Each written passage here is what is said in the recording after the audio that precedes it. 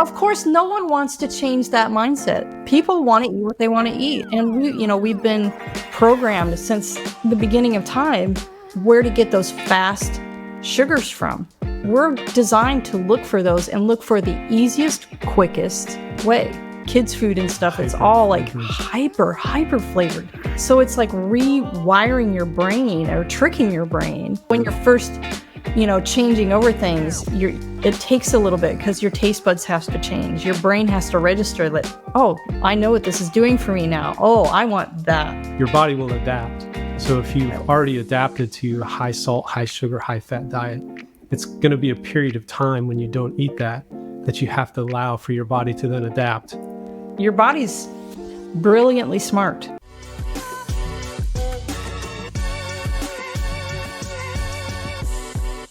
What if the comfort foods you loved could also be the healthiest choices for your body?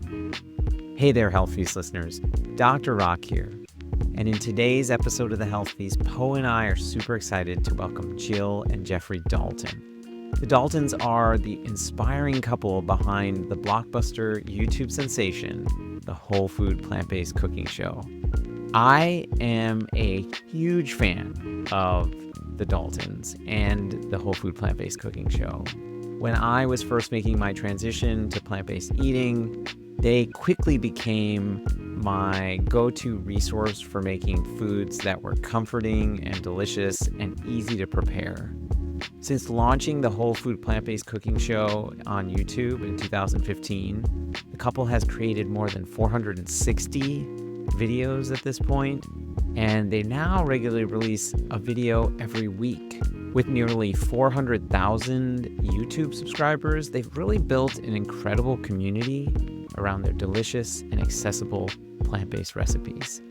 The couple has also authored 2 cookbooks, all towards the effort of making plant-based eating both fun and accessible. In our conversation today, the Daltons share their story of transformation, from facing their own health challenges to discovering the benefits of a plant-based diet. They talk about the tactics of the food industry, who make highly processed foods highly addictive, and how they were able to break free from these unhealthy patterns in their own life. The Daltons believe in making this lifestyle enjoyable and sustainable with simple, delicious recipes that anyone can prepare. As such, they offer practical advice for anyone looking to make the switch to a plant-based diet. The couple also talks about building their online community and the journey of creating content that resonates with their audience. One thing that really stuck out was how much they both value integrity.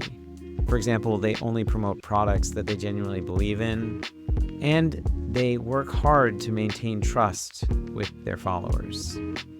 We also touch on how to involve kids in the cooking process and how to empower them to make healthier food choices from a young age.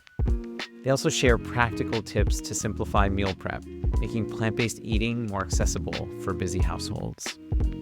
And stick around to the end to hear their answer to our signature question: what mindset tip or life philosophy are the Daltons bringing to the Health Feast? And we get not one, but 2 remarkable and heartfelt answers that you won't want to miss.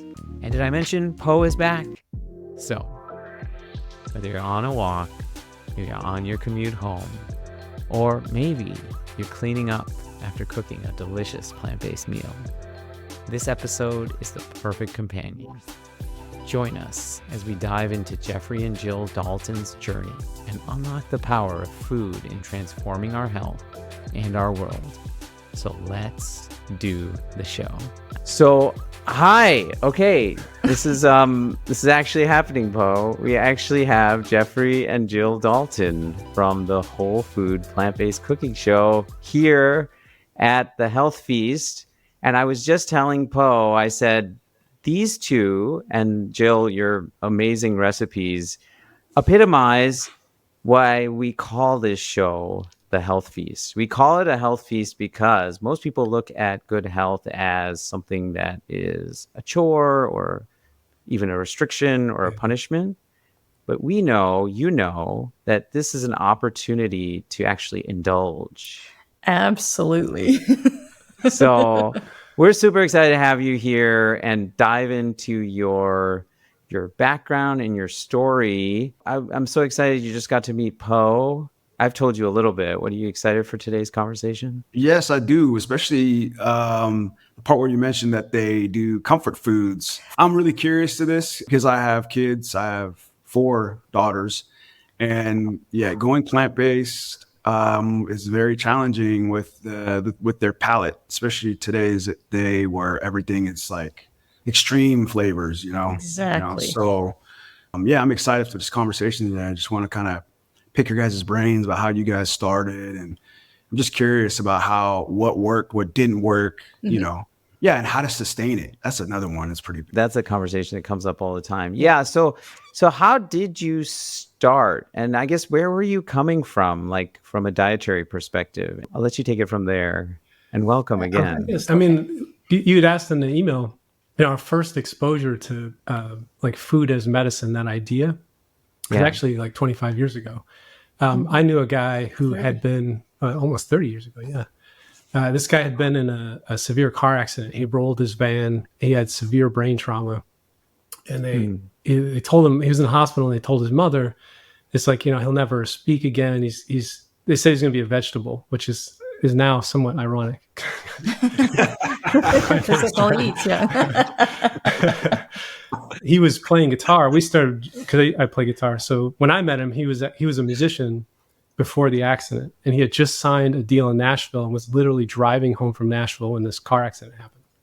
So it completely destroyed his life. And when I met him, he was learning to play guitar again. I met him at the health food store, and he was talking and walking, and he had issues. He had some motor function issues, but he was functional. And so we became friends. We started playing guitar, and he had one of the original Vitamix, the big old school Vitamix. Wow. Yeah, sure. Yeah, and he left it at my apartment, and I learned from I was like, well, what are you doing? Because I was trying to recover my health from some things I'd been through, and he kind of told me a story. Like, he was in the hospital. His mother refused to let them feed him, so she was putting plant-based foods in his feeding tube, like blending up smoothies with spirulina and blue-green algae stuff. Yeah. And she was feeding him. And that is what, literally like raised him from a vegetative state. Wow. So he was doing this on his own when I met him. And it was like big, broccoli smoothies. And there's very little information back then. So like being vegan and plant-based was an adventure. Yeah. Yeah. That's when I met him. He was eating broccoli smooth. I mean, literally just like a couple vegetables just blended into a pulp. And he would just drink, and then mixed in blue-green algae and just drinking them all day. And I was like, oh. Did you enjoy that? Did you enjoy that? You got to chew your drink. I found enjoyment in other ways besides flavor. I'll say that. Yeah, I mean, he had the whitest teeth, the widest whites of your eyes. It was it was bizarre because, people would look at him and they're just like, wow, you're an alien. I was like 170 pounds. I'm 6'5", so I was very thin. Very thin, yeah. But I was also, I was recovering. It's like I was experiencing, I didn't necessarily think of it as like a way to eat as a lifestyle. It was just like, I knew this guy who was, very extreme because he was trying to recover his brain function. Right. And I was trying to recover from drug addiction and stuff. So it was like, two sort of extreme people trying to find their way back to some sense of health. So I don't think I really thought of it like we do now, where it's like a whole lifestyle and this is what we do. And it was just like, how do I eat only plants, mostly raw? I think we eat mostly raw at that point. And what does it do? Like, is that going to help me recover?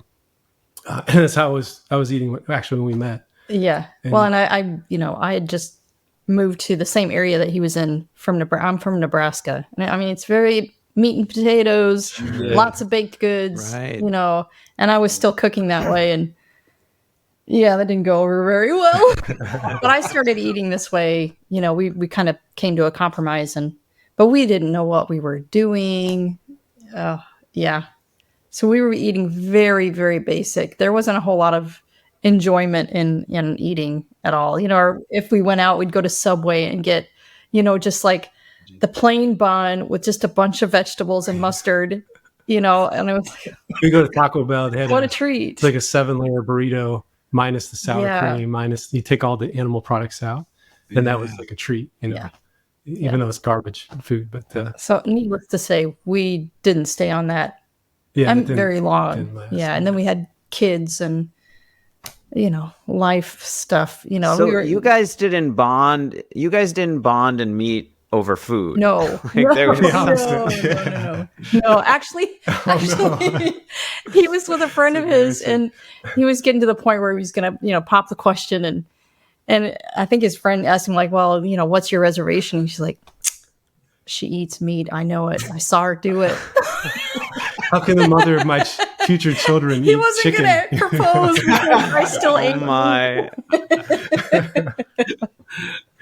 I imagine, Jill, that was hard for you to think about giving it up. I really wasn't into meat that much. It's surprisingly coming from, where I come from. But I mean, I was raised very poor. So most of the meat that we got was just like the lowest quality ground hamburger. So I was over it, every single day hamburger. That's just, it was just made in different ways. My mom had a bunch of different ways that she could turn that into a meal, chopped onions and macaroni and Velveeta cheese. Oh my gosh. So yeah, I wasn't really that heartbroken that I didn't have to see hamburger anymore. And I didn't have the kind of money to buy steaks and stuff like that. So I just didn't have a taste for that. So it wasn't really that hard to do. And we know, no disrespect to our parents. Yeah. That's it's like just the what they education, like what they had, they were told, like buy a can of cream of mushroom soup, read the recipe on the back, which was adding some more packaged food. And that, hamburger helper and beef stroganoff and all that stuff we grew up eating. Yeah. That's what they were told. It's like, that was, considered really a healthy meal. Cheap food, really, really cheap. So when I was a kid, because my mom cooked Indian food all the time, sometimes she would make, like maybe once or twice a month, she'd make something like that, like hamburger helper. And I couldn't wait for it. Yeah, right. It seems like a treat. I was so excited. Yes. That American junk food, man. That American junk food. Anyway, Poe and I have talked about that a lot. Yeah. And it's come a long way since we were kids. I wasn't raised with, my mom made pretty much everything from scratch. We just didn't have the money to buy like packaged junk food like that. But man, when I started working about 14 and started making my own money, Taco Bell, pizza. Oh my gosh, I was out of control. Mountain Dew, Snickers. Oh my gosh. All of the time. Yeah, it was pretty bad. Yeah, I was the kid who would go around everyone's plate and eat the skin off of their chicken. Yeah, he was the leftover guy. Just any meat that was left, I'd be gnawing on the bones. Like I didn't really like. My mother learned, she would cook like frozen vegetables. Mm-hmm. So if you just boil a bag of frozen vegetables, they always somehow had lima beans in it. So it's like my experience of vegetables was sort of like, it'd be hard to enjoy. So I just kind of grew up eating meat and bread and cheese and junk food. That was and I was a heavy kid. Even when I was a young kid, I was pretty heavy. My brother and I both were. And I had terrible allergies that I didn't understand. I don't have now, but I had as a kid. I had the constant chronic bronchitis infections, and they gave me a penicillin so much. By the time I was 14, I actually had I went into respiratory arrest and almost died.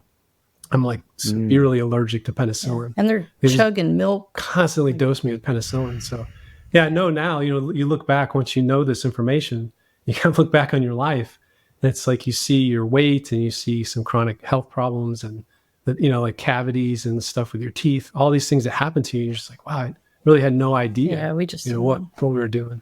Yeah. I was going to say like when you mentioned you met a guy that was telling you about like food as medicine, I really didn't hear that until because I struggle with weight, man. I all my life, man, I've been a big kid, big person, big adult. And I didn't hear food as medicine until I was introduced to the plant-based like food way of eating. Cause I was like, played sports and you were always told that was fuel. Right. It was positioned as fuel, not positioned as medicine. I think when I was introduced to plant-based eating, that's the first time I ever heard someone tell me, yeah, think of as food as medicine. you know, and that completely changes, like, you know, the way at least I view food, you Yeah. know. And I understand like addiction. I feel like for me, it was food addiction. Like that's something that's a huge thing, not only in myself, but I can see it in like a culture, like even in my culture, like, you know, because I'm Pacific Islander. So meat is part of almost every meat. Like every meal has to have some form of meat. But I also realized, like, kind of like what you were saying, Jill, like you're kind of like, you're just, even when you go to let go of meat, you didn't realize like there was this world outside of meat because you were just, I you know, raised in meat. never thought, you know, it was just eat something to make you full. Yeah, right. That's it. What's going to get me through my day or to the next meal? It wasn't how much nutrition is in it. No, you know, although, you know, we were raised thinking, you know, you had to drink your milk every day. Right. You know, we took Flintstone vitamins. You know, it was just Same. I had to drink milk every day. Every day. My parents would put a glass in front of me morning and after school every day. And I hated milk, by the way. Too. I never liked it. I would dump it down the drain breath. when they weren't looking, or hold my nose and drink it. I hated it. Hey, you learn now, you know, it's like 80 or 90% of human beings are lactose intolerant. Right. We lose the enzyme in our stomach once we stop nursing to digest milk, human milk. And we keep drinking it when we're adults. What culture or what people don't drink milk? It's spread across the entire planet, and it's a staple. Yeah. And to learn that a very small population. East Asian, right? Like in Japan, they don't really drink milk because everyone is lactose intolerant. Right. It's like just Swedish people. It's a few. Like they can do it. That's it. Yeah. Nobody else can. Okay, so you guys got married, and it sounds like the food situation was really confusing. Like on the one hand, you were having these like broccoli spirulina shakes, and on the other hand, you were having like kind of American comfort food, and then you tried to combine, and it sounds like vegan processed food. Kind of vegan. Yeah, we did like vegan pizzas. It was more junk food. Yeah. And even at that point, I think we lost the thread of the health part of food. I think too, because, you know, we were both working so much, and it was really like what was quick, what was easy, what was affordable.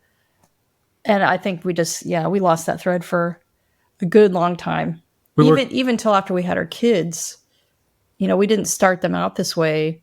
You know, we weren't eating well at all. You know, we were working off of one income and a pretty small one income at that time. So yeah, it was whatever we could just make stretch a long way. But pasta. A lot of pasta. Really processed cheap food, like whatever we could get. Yeah. Yeah. And it wasn't until, we were about to turn 40. And we had a phase. We learned about, Paul Bragg, Bragg's Aminos and his apple cider vinegar. We got his books. I don't remember when that was. Maybe so long ago, 20 years ago, and started learning about fasting, water fasting, and it kind of brought back some of what I had learned from my friend years ago. Like food is medicine in some degree, because you fast and then you have to refeed and you have to do it properly, and we really got into fasting for a while, and that was sort of an attempt to counter. Like we didn't feel great from how we were eating. We didn't really know how to eat. And then fasting came in. It's like, oh, well, here's something you can do once a year. Yeah, just like as a reset. Kind of reset and clean up, which is not a great thing to do. No, that's probably the hardest way to possibly do it. The most painful way to do it. But we were doing like 10-day fasts on our own, 10-day water fasts, and following the books that we had at the time. And so we kind of had there was like resurgences of that through our life.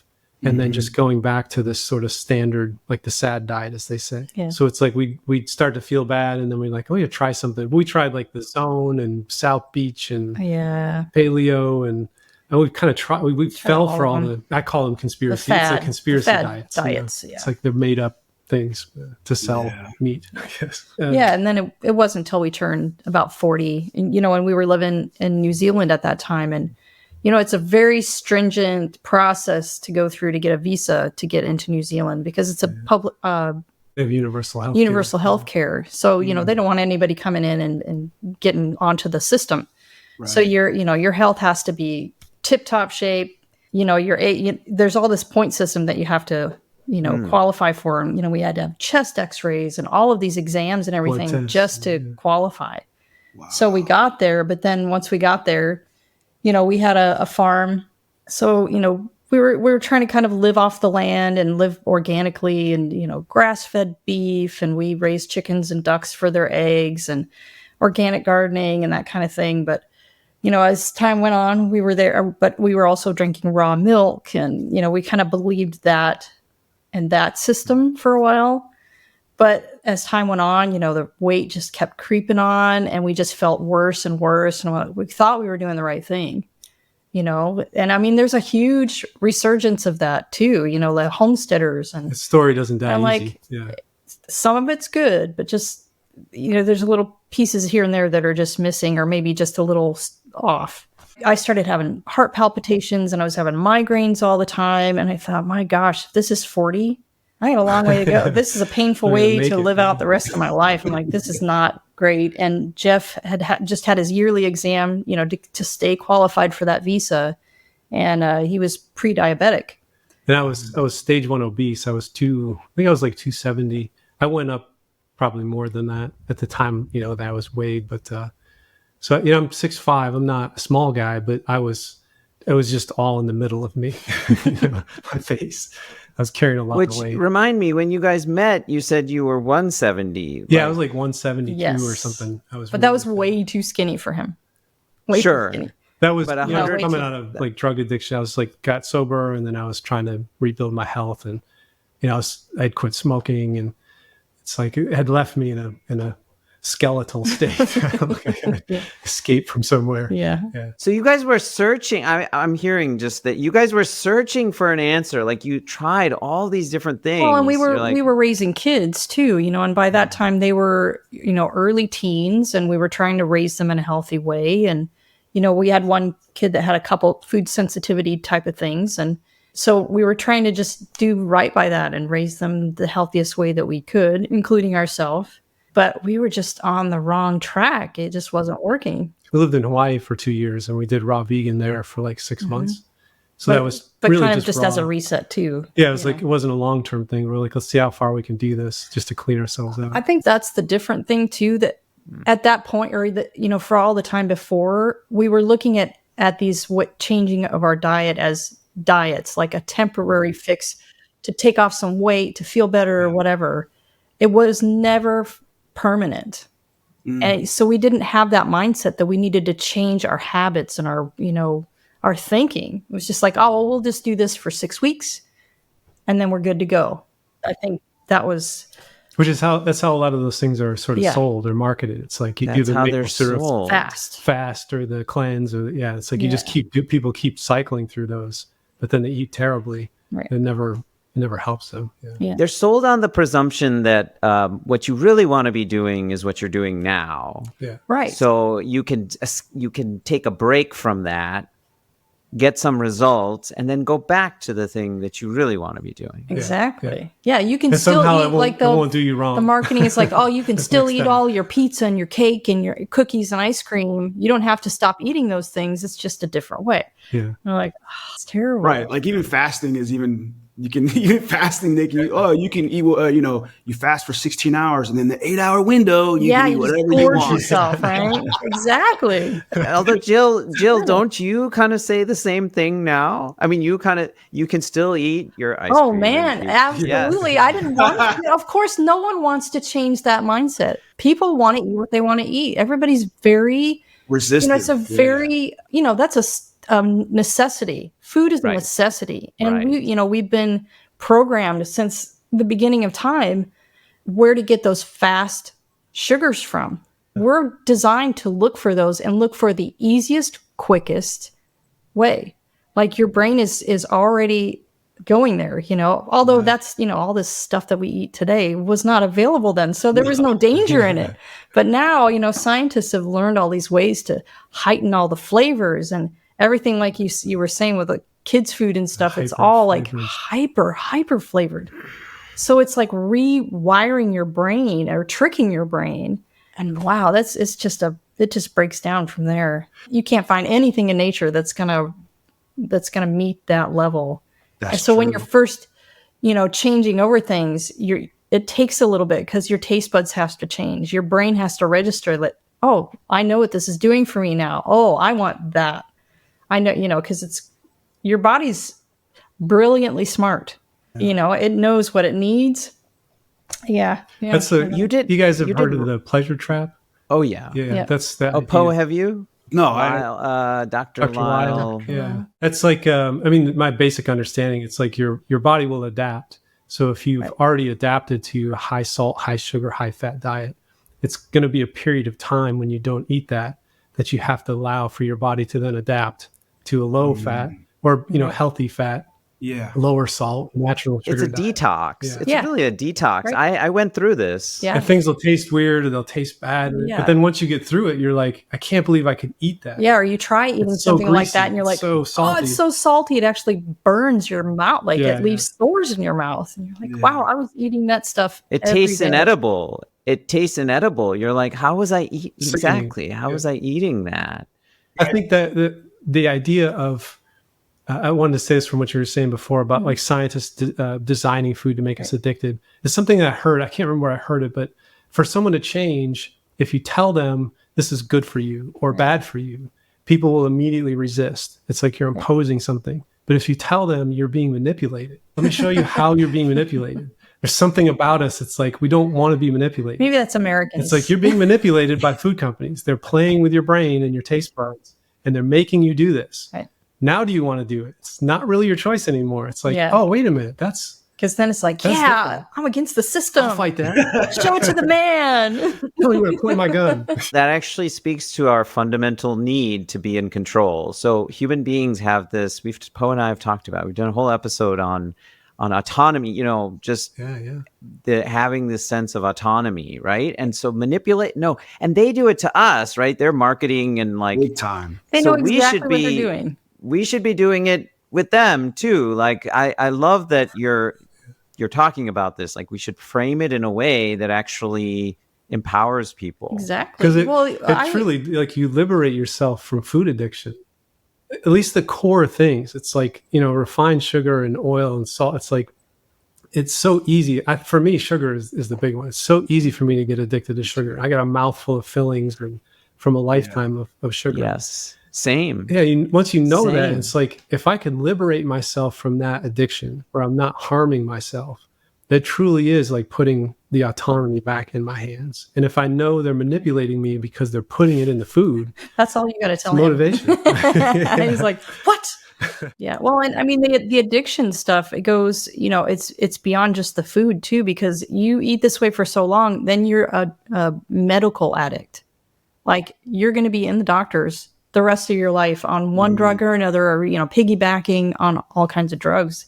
It's just that it continues that kind of cycle in that thinking. These industries, these many $100 billion, trillion, healthcare is a $4 trillion industry. Yeah, they feed on each other. I mean, Well, we always talk about the food companies. They have stockholders and they have shares. So it's their intention to get you hooked on the food. They need you to buy the product every week. I mean, you know what I mean? Yeah. Think of Doritos' slogan. It's got to be addictive every week. Crunch and munch will make more, right? Something like that. Or Pringles, like they tell you on the can, you can't just eat one. Once you pop, you can't stop. Yeah, it's all there. Oreos, like there's a reason why those Oreos don't have a Ziploc thing, because once that thing is open. If they put that on a bottle of gin, you can't just drink one shot. They go to jail. It's like, right. Welcome to our casino. You can't stop gambling. Advertising. Yeah. You're going to be addicted. So we live in the Bay Area, Northern California. So, like Berkeley, California, for example, now has a soda tax. Like, cool. Has a tax on sugary beverages. Yeah. Fantastic. Not all sugary products, but sodas are probably the largest source of sugar in the American diet. So I think it's a start. I think other cities have passed this now too. Fantastic. I hadn't heard that. I mean, I knew that in New Zealand, that when we got there, that was surprising. Like soda is extremely expensive, and the containers are smaller, and we're like, wow, you really have got to just be dying for a Coke. Because if you're going to pay $4 for this short little, like, wow, you've got a problem. So you did raw vegan for 6 months. I just want to ask this and then have you reflect. Did you at any point in that 6 months realize like, oh, we feel so good, like all these things have gotten better? Like 6 months is a long period of time. It's not like you did it for 6 weeks. You did it for half a year. We did, but there were some things there that we were still off on. Yeah. Like we were still using agave, quite a bit of agave. Coconut oil. You know, because they said that was a healthier, low glycemic sugar replacement. And then we were eating a lot of coconut oil because the same thing at that time, it was like this big health craze and you should be eating it every day. And so I was making raw cheesecakes and all that kind of stuff with coconut oil in it. So we were feeling pretty good, but we were still carrying plenty of weight, you know, like it just didn't make any sense. You were eating a lot of calorie dense food. Yeah, I hear you. a lot of nuts. Calorie. I mean, I have nothing against nuts, but we were eating, you know, along with the coconut oil, we were eating just way, way too much. Yeah. So Yeah, it was like another attempt without the full picture. right. Because when you're doing raw, it's like you're missing out on a lot of stuff. Like you can't eat, I think other than one mushroom, you can't eat mushrooms raw, you can't eat beans. You're missing. It wasn't the whole sustainable. It No, wasn't not at sustainable. all. You're in a very kind of narrow band of what you can eat. Yeah. Yeah. Yeah. So what was the turning point? Oh, so yeah, and So when we turned 40, you know, go ahead. yeah, we had the issues, and then my issues because of the visa.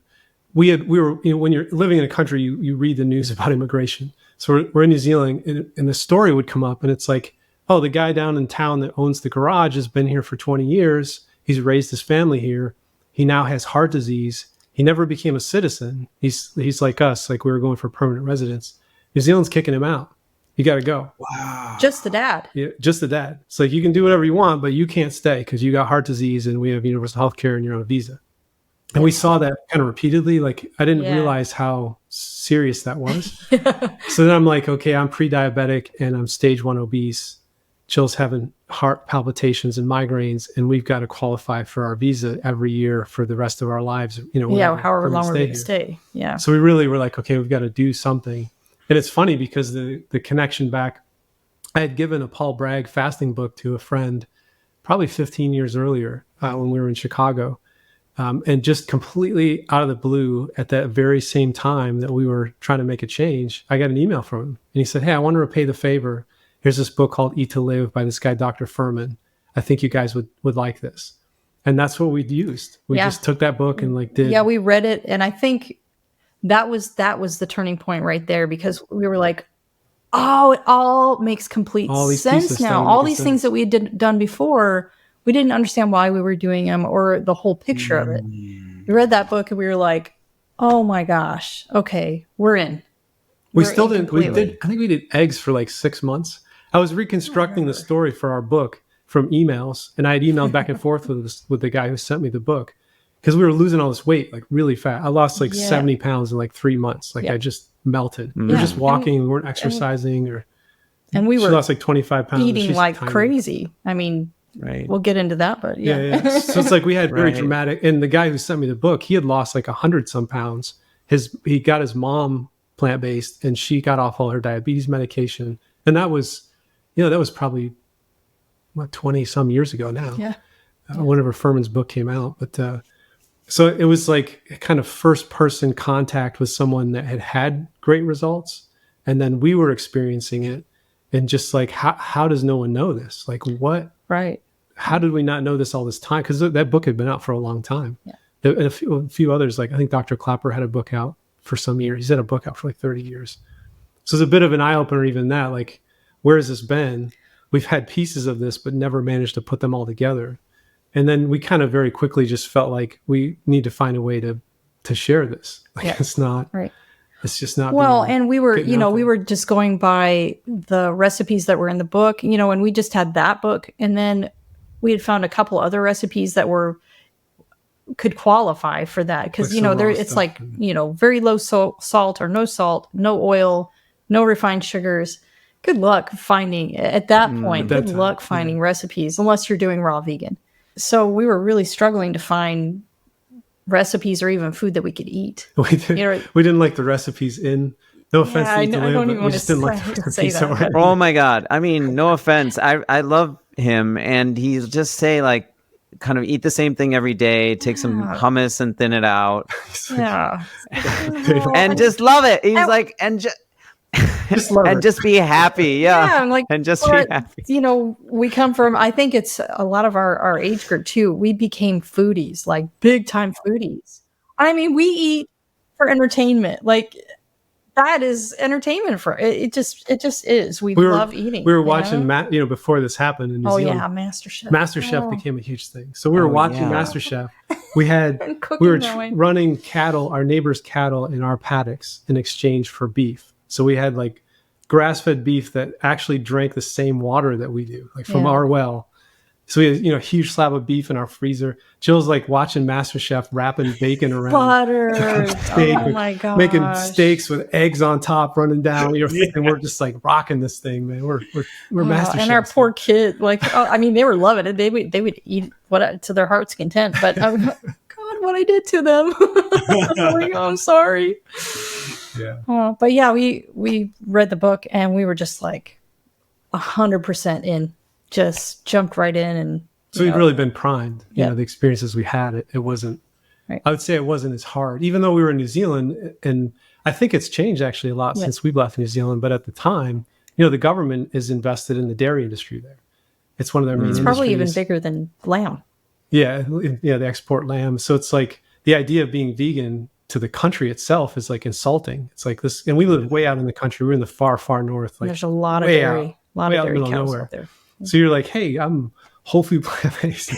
Like, They're like, what's wrong with you? We have the best milk, the best. Yeah, meat, right. It's all grass we fed. were having steak night at your house a week ago, and now Yeah. I gave all our steak away. I felt guilty. I was like, I didn't want to throw it away, but I felt guilty giving it to people because it's like, well, I'm not going to eat this, but I'll give it to you. It was a Yeah. weird, but people are happy to get a whole freezer healthy full of food. Yeah, steak. healthy. So we got going, and then it was really Jill. I was working we were on a business visa, and Jill started trying to make stuff, and she really started with the things that we missed. Yeah, just our It's like favorite foods. Like Comfort I'm a pizza-holic. I adore pizza. I love tacos. All that kind of food. So enchiladas. we took those first, and I was like, I'm going to work on this until all of us are happy with this. And it's because I know myself. If I don't have a replacement for those foods, I'm going to go back and eat them. If they're around me, it's going in my mouth. I can't, I have no willpower in that area. I mean, I do now, but then I didn't. I knew myself that well. I'm like, okay, if I have those, so when I'm thinking, or I'm not feeling very well and I want that comfort food, I know what I can make, and I'm not going to have to feel bad eating that. I can eat as much of it as I want, and I'm still going to feel okay. All right. So I just started to build on those things. And then it was like your favorite thing and your favorite thing. Like, let's make sure we have a recipe for all of those things. And we just kept growing. Yeah. We do like with the kids, we do cake for breakfast because we were making whole food plant-based cakes. Right. The cakes you like. Right. It's like, and Yeah. we made totally a softer could. ice cream at the time. It was the ice cream we make now is like way better, but so Yeah. it's like, we'll have cake and ice cream for breakfast just to show you that you can have cake and ice cream and it's good for you. Right. And you don't need to feel bad. Yeah. And those kind of things, like just really recognizing the sort of humanness of what we need and how we change. Yep. It's like, well, let's just facilitate that instead of fight it. I'm not going to beat you into submission. I'm going to feed you cake and ice cream Yeah. and pizza. Or It's just gonna be good for salad. We learned too that, like, when you're nutritarian, the one thing is like eating a huge salad every day, like a really big salad. But we were struggling with, okay, so then what do you do for salad dressing? Like you said, it's like, just water down some hummus. I'm like, oh, come on. I loved like blue cheese dressing, the real creamy, rich. I'm like, watered down hummus? Are you serious? Or just vinegar? No, sorry. It's not going to happen here. So yeah, I started, making, because if you have a really good salad dressing that you're just totally into, salads are you not can an eat issue. salads every day. Yeah. And for your kids to get them to eat, like if they have something to dip those vegetables in, they're happy. Yeah. And there's sort of these like milestone things that have happened over the years. It was like making our comfort food was kind of the first one. And then the salad dressing thing and desserts. Yeah, So it's like desserts. salad dressings, just even having 2 or 3 that you really like, because they're so easy. There's no cooking. It's just like throw shit in a blender, blend it, and you're good. And once you know that you have that in your own hands, like I can walk in the kitchen and I don't need to ask someone to. I can make the salad dressing, chop up a bunch of stuff, and enjoy my salad. That's a huge, and we tell folks that through our show. It's like learn. We have like 15 salad dressings now. It's like just pick 5 of them and learn how to make them really well. And then desserts, which Jill was doing from our raw vegan days. So she already had a rough palette of, but she was using coconut oil. So it's like getting all the oils out. But it doesn't actually need any of that stuff. So she had to kind of reinvent that. But we had amazing desserts from very early on, which if I didn't have that, it would have been much harder. It's my own and our kids, sugar addiction. I mean, we gave them the choice too, because when we started, they were really early teens. And we told them, we're doing this and we're doing this for our health. You don't have to do this, but this is all I'm cooking in the house. I'm not buying that kind of stuff anymore. It's not coming in the house because I know if it's here, we're going to eat it. So I'm like, if you do that on your own, when you're at school, trading food with kids, whatever, that's your own business. Oh, we have no problem with it. But they, started eating. They were already eating some of the stuff that we were making, and they were like, "Oh no problem, we're in." Because it was good, you know. And they would chirp up here and there, but so what? I think some parents would hear us say that now. I know some of the styles of parenting now tend to be more extreme. It's like to tell your kids, like, we're just not going to buy this stuff anymore. Yeah. And if you're at school and you eat someone else's lunch, I can't stop you. It's up to you. But we have to do this. And the reason we're not buying it anymore is because we're trying to change. And we know if it's here, then we're putting roadblocks in our own way. So, you may suffer. And we don't think you're going to suffer. We were doing it for them too, but it's like we really need to they don't know that. They don't know that. And they don't care. They're like, yeah, blah, blah, blah, mom and dad. Right. We're like, we could get kicked out of the country. Like, it's bigger even than just the tourists. Right. There's a lot on our shoulders there. Yeah. So are you two both good in the kitchen? Because I'll be honest, like, I'm all right. My wife usually is the one that is like really like, that's like her place, man. Like, she knows where everything is at. I kind of walk in and I'm like, where's this? Where's that? Where's this? Okay, that, you know what I mean? So, I mean, how do you guys? He wasn't for a long time, but now there's certain things I don't even think about anymore. He handles this group of things. I'm like, great. I saw, we have a course. And we made the courses because so many people would ask us the same questions. And it was like, hey, let's just put this all in a course, make it cheap. It's easy for people to go through. But I realized, I started to play guitar, and there was a guitar teacher that I was following, a British guy. And he's like, I've been playing guitar for 30 years. People ask me these questions now that are so rote to me. He's like, I was trying to figure out a way to feel more empathy for the new guitar student. So he flipped his guitar over to his other hand and learned to play guitar again as a new student. And he recorded it. I was listening to his story and I just thought, that's brilliant. Like, that's what I need to do. So I took our cookbook because Jill had made all the recipes and just started making recipes myself. I'd take one and I'm like, I'm very particular when I cook. I get everything out. I set it all on the counter. Because if I start, I can't find the spoon. It's like suddenly I'm in a rage. I'm everything the exact way. I got to see where everything is at. It has to be all organized and. I just found about dry stuff and wet stuff. I didn't even know that it was a thing. Like, get the dry stuff out first and then get the wet stuff out. Like, I recently just learned about that. I'm like, oh wow, that's it just makes sense. It just makes the process easier. There's little tricks in there. The thing that was amazing to me in doing that, and I still have a ton to learn, but I got to the point where it was like maybe 10 things that I know I can walk in the kitchen that I chose the ones I like. So in our cookbook, I went through all the stuff that we had that I like. And I'm like, I'm going to learn that and that. I started with the easiest things and kind of worked my way up. But then I knew in the feeling of self-empowerment, like, this stays with me. So anywhere I am, I know that I can make meals for myself and other people that are really delicious, that I know I can sort of master these. So when someone comes over, a friend comes over, like, sometimes I'll make something just to show them, like, hey, I can do this. Like, I'm not the chef of the show. I'm the guy behind the camera. But it's like these recipes really, that's the point. That's what we're trying to do. That's what Jill's gotten so good at. It's like, make them really easy and make them taste good so people will actually make them. Yeah. And with, foods that most most people can get just about anywhere. Yeah, you can get the ingredients. You know, I in there. try to keep, you know, in the beginning, there were some weird ingredients in there because I was having fun. I'd never heard of these things before. And I was like, ooh, let's try this. But then I Banana wasn't flour thinking how difficult it was for other people to source those ingredients. So they were constantly like, well, do you have a replacement for this or a substitution for that? And that question, I mean, I still get that all the time, but it gets really old really quick. And I'm like, I need to keep all the ingredients very basic. Like, you don't have to shop at Whole Foods. You can get this at the Food Lion. You can get this at your just local bodega. You know, just about anywhere will have the basics that you could make a great meal with. Your recipes are extremely accessible, and they cover so many. So I'll tell you, so much of what you're saying resonates with me, because when I started eating this way, I think now 7 or 8 years ago, wow. I was coming from a standard American diet. Yeah. I was eating a lot of processed food, fast food. So I definitely had a detox, but I also didn't go into it. I knew I had also done diets in the past, and I said to myself, like, I don't want every day to feel like a punishment. I don't want every day to feel like I'm not getting to eat. And I had my own health. Like Jeffrey, I had prediabetes. I also had, my weight was such that I had obesity.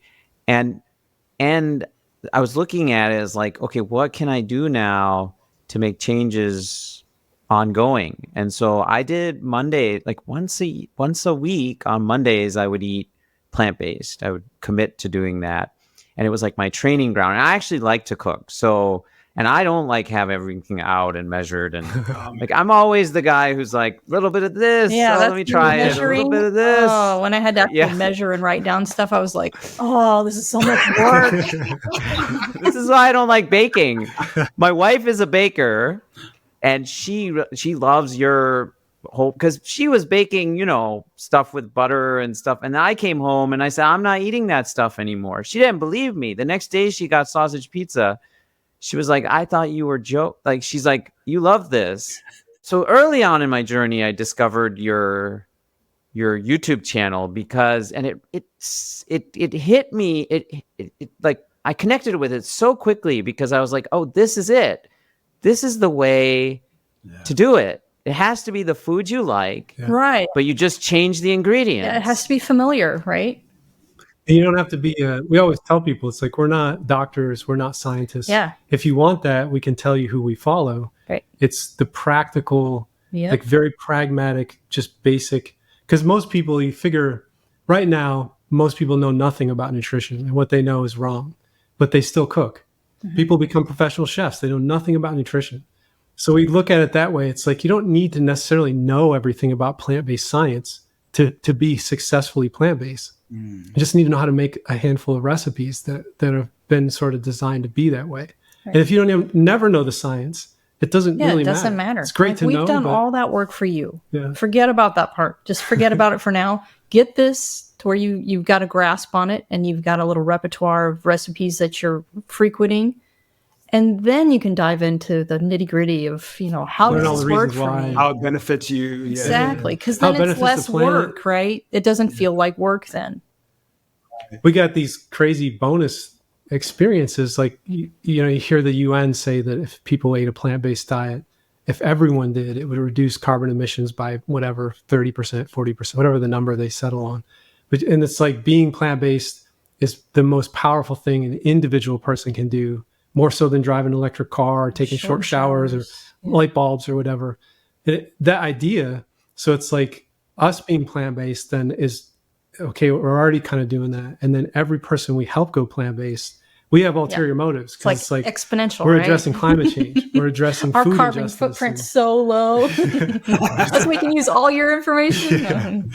That's probably going to be a thing in the future. Right. We wrapped up our point system right. It's like a pyramid scheme for Exactly. But we didn't know that stuff when we started. It was just our health. And then it became, and then you learn about factory farming and all the cruelty to animals, and which is always funny to me, because some vegans, you know, can be obnoxious, and they're like, they didn't do it for the animals. They're just doing it for their health. I'm like, well, they're like, you just do it for you. It's like, well, it does it for them too. I started eating this way for my health. But very quickly, like, you get into this world, and then and there's a lot of overlap, like, Right. and it makes sense, actually, for the reasons you're saying, because the diet that's best for our health is actually what's best for the planet's health, Yep. is actually what's best for Exactly. animals. And Yeah, that's what I mean by, get your food stuff under control in the beginning before you dive into the rest, because the rest can be, honestly, we've watched, oh my gosh, hundreds of documentaries. And documentaries, I love them to death, but they don't tend to be very positive, and it kind of leaves you a little bit with the doom and gloom. You're like, oh man, this problem is so big.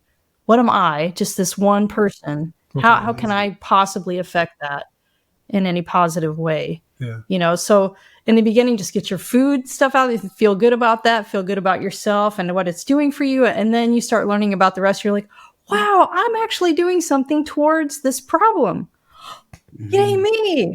When did you decide to say, like, when was the decision, okay, we should maybe record these and share them? That'd be interesting. Yeah, I wanted to know about that. Well, Jill was doing, she started doing classes in the public library. We were in Kerry. It's in the far north of New Zealand. And people came somewhat out of curiosity. But you do a couple of those and you're just like, man, this is going to be, it's like, if this is how we're going to change the world, it's 6 like or 7 one library people at a show time. up. It's not going to work. And then we did meetups at our house. And, I don't know if you ever like offered a public meetup in your home. I don't recommend it. Some really strange people show up, and it's like, the one guy showed up because it was a raw food meetup. That's how we labeled it, because there weren't a lot of categories at that time.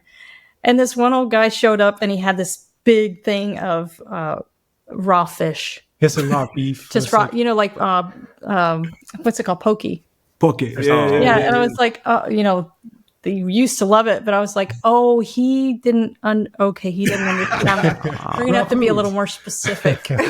Yeah. But yeah, they were just there. They called it like something meetup tourism. Surfing. People would just go to meetups just for fun. And there was free food at ours. Is at our house. Yeah. So they weren't there for that reason. They're just like, oh, so what are you guys doing? They thought I was trying to sell something. And like, well, I'm not here to buy anything. I'm like, what are you talking about? I'm not selling timeshares. I'm trying to teach you how to cook healthy food. So at that point, I worked in IT for 25 years in web development. And I had always in the back of my mind, working in web in particular, because I kind of came up with the internet. It was like really early days. I started learning how to build web pages, and that was my door into technology. And I always felt like being a web developer was sort of like being a glorified ditch digger. It's like just manual labor to construct the internet. I wasn't making something that was sort of making us something. I wasn't really changing the world, or I was a contractor. Eventually I had a company who built big sites for big companies, but it was always sort of the company's need that we were building for. And in the back of my mind, I was like, I need to figure out how to harness all the stuff that I know how to do with technology to do something useful, something more than that. And this was kind of the first idea of that. It's like, well, I didn't know anything about video at the time, but we had YouTube at that point. Yeah. YouTube was at a point where you could do that. You could go on YouTube and learn something in a couple of days, just watching videos. So it's like, watch a ton of videos on how to make YouTube videos. And we bought some used gear, learned a little bit about lighting, like how to set the lights up and stuff. And we just started. But I'm also not a front person. I'm normally a very quiet, reserved kind of person. I didn't want to be on camera. So I was like, the first few shows were as dry. Like, I didn't know how to talk to the camera. I would just do stuff. And I'd be just mixing stuff for half an hour. Like, and I'd watch. Yeah, like, what are you doing? Was he asking you questions anymore. like that behind the camera? It's horrible. It's horrible.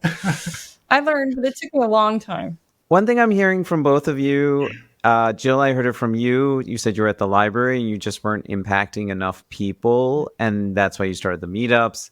And then Jeffrey, I heard it from you too. You were thinking about like how the work you do and how it impacts other people.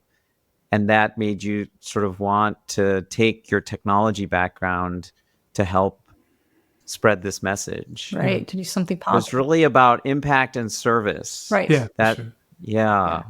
And we knew how we were struggling with food, being food addicts for one, and then just, foodaholics and just a love for food tourists, really. Did you guys want to make it like some type of difference in the world? Is that something that you guys both sort of had for like just in general? Because that's what it sounds that's like. kind of how we met. like. I mean, we met through a faith-based community, and it was very service-oriented. So that's how our relationship started and how we built our marriage with our kids. It was a huge focus of our life already. You guys know the Baha'i faith? You ever heard of the Baha'i Yeah. faith? Yeah. We're Baha'i. Yeah. Yeah.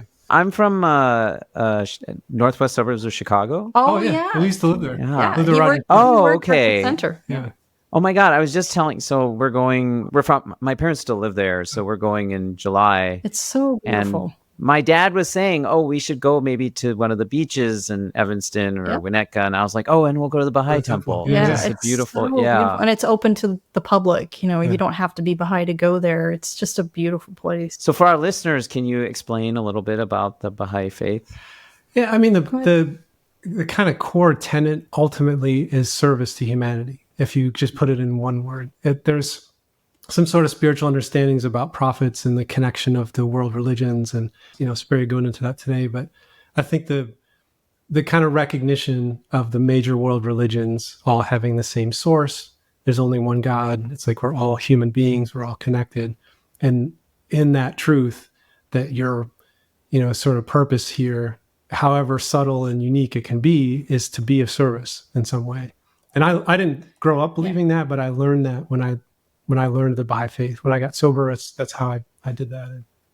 And it really made that point to me. It's like, if you have a service mindset and you recognize that you're connected with everyone, no matter how people look, the idea of race and all that stuff, it's like, those are things we've made up, but it's like human beings being truly part of the fabric of things, and that you're here to kind of learn that and to learn how to partake in that and help in some way. And we always had that because that's how we met. Mm-hmm. It was like a foundation of our relationship. We, in various ways, tried to live that in our lives, the best we could, raising kids and doing that thing. And what better way to just put it into people with food?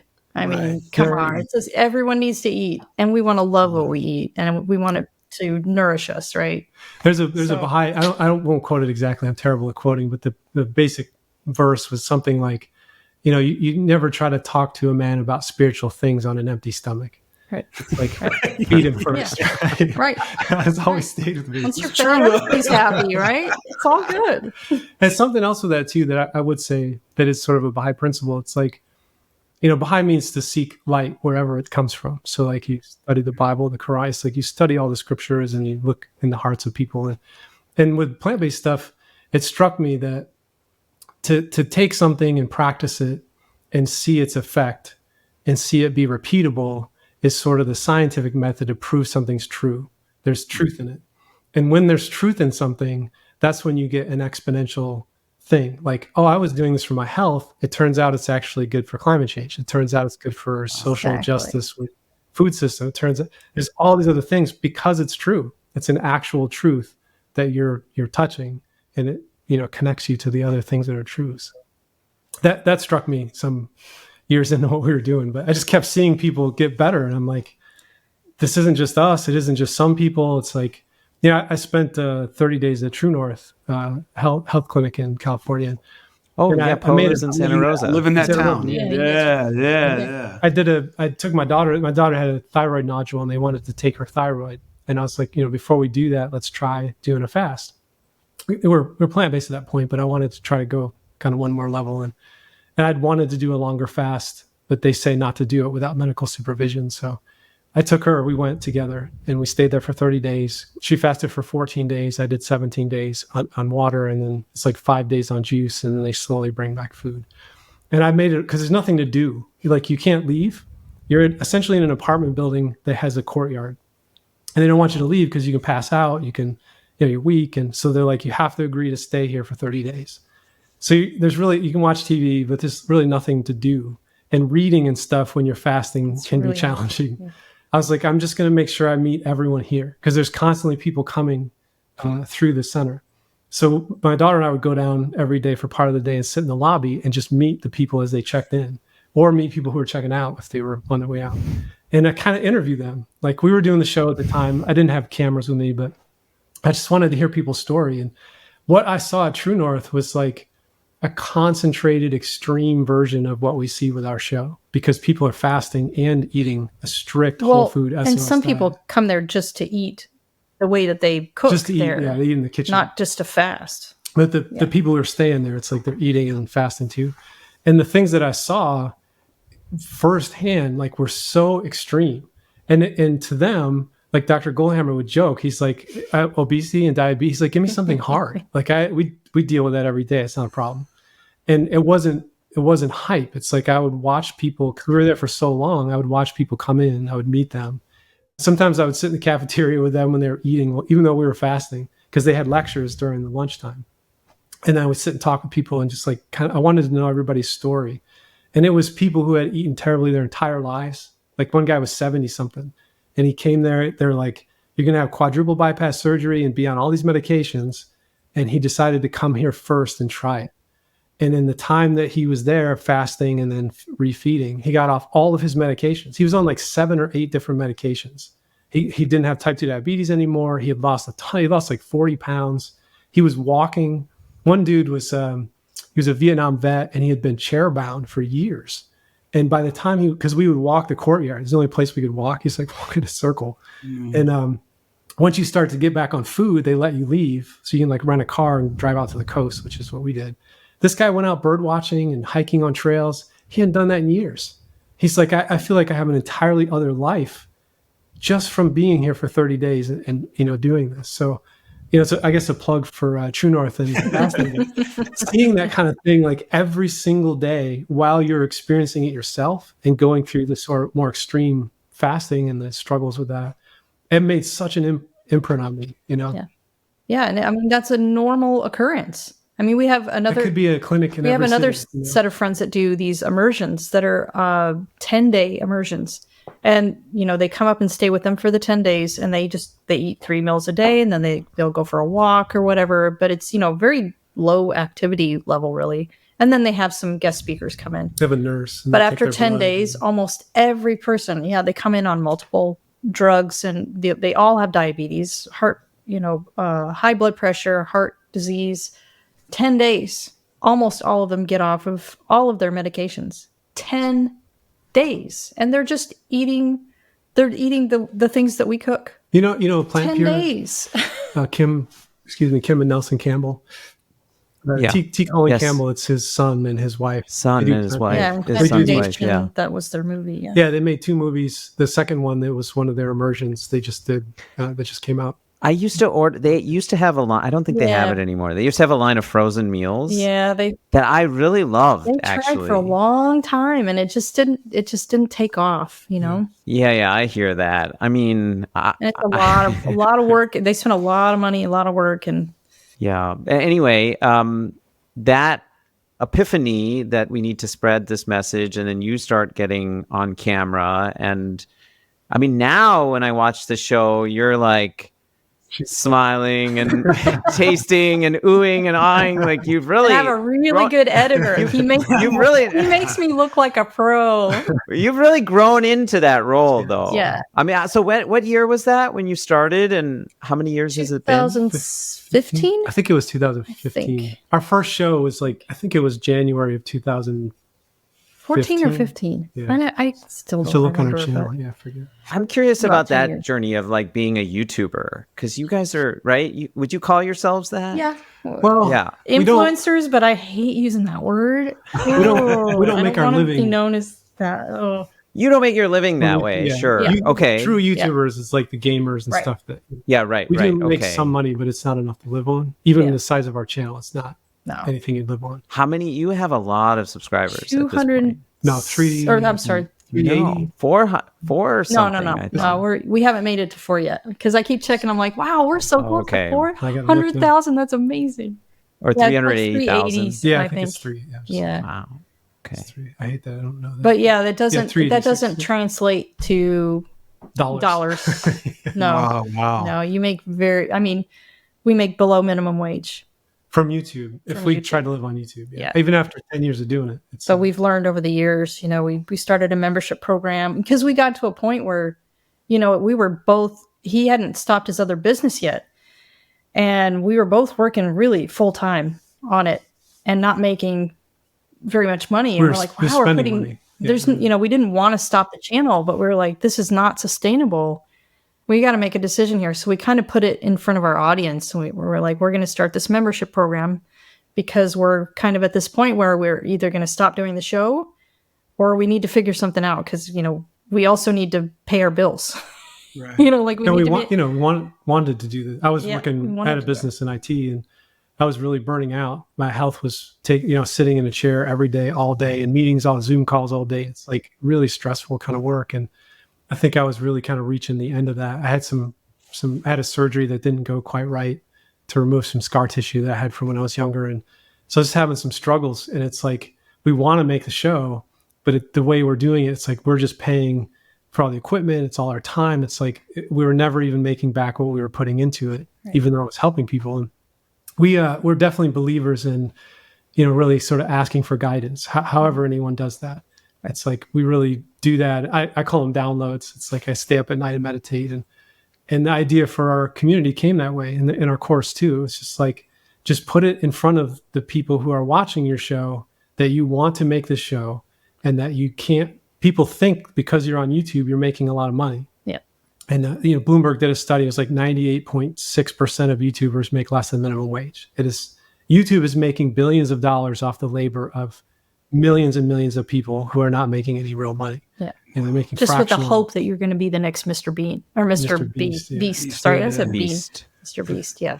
So we were a little worried to do it because the internet can be a very nasty place when you put your heart out there. But we made a video and we put it out, and it was funny because there was 2 weeks of just utter trolling, like just people so nasty to us, not our viewers, just people who saw the opportunity to go on and troll us. Like, how dare you ask for money, or ask for us to pay for your information. YouTube to be free. That's the expectation. All of us do. We all do. Yeah. We think it's free. And we were basically saying, look, it's free to you, but it's not free to us. Right. And that's something everyone has to kind of understand. Keep it that way. Create an economy. Keep it free for them. Yeah, and that was our goal. It's like, we don't want to go behind a paywall, which is what we were being advised to do, where people would have to pay to get access to our recipes. We want these to be free because we want people to go plant-based. The people who want it, it's like, we want this to be available.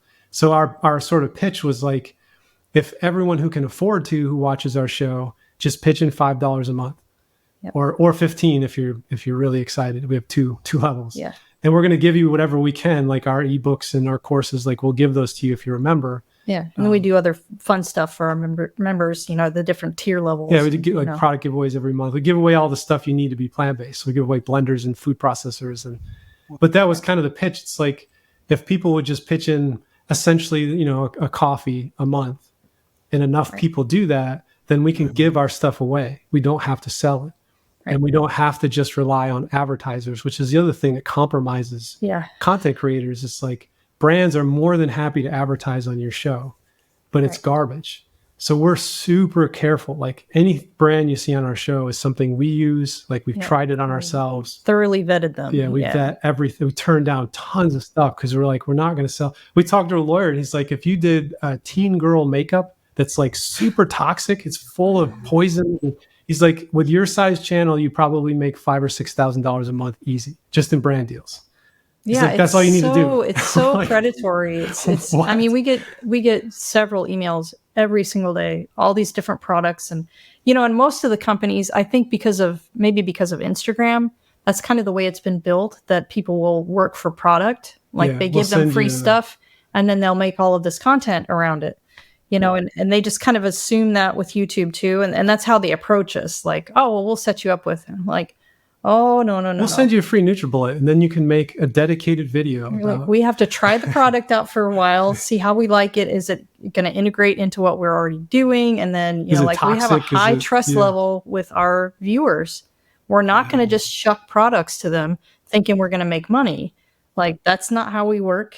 Yeah. We're not just happy doing that for you. This has to be really, really good because people trust us, and we don't want to break that. The integrity of the message, because it isn't just our message. Right. This is the truth, and it's like, we're trying to put it to people in a way that they can embrace it in their own lives. Yeah. It's like we respect that and the integrity of our show, that people do trust us. People they write us stuff and send us stuff. Sometimes I'm like, you should not put that in an email. You shouldn't tell me. They just really trust us. We're like, we can't give you medical advice. It's like you need a doctor. So we really take that, to heart in what we're doing. And we don't do a lot of, vlogging is a huge thing. Like people are very personal and they put it all out there, and we're like, you know what? That's not what the show is about.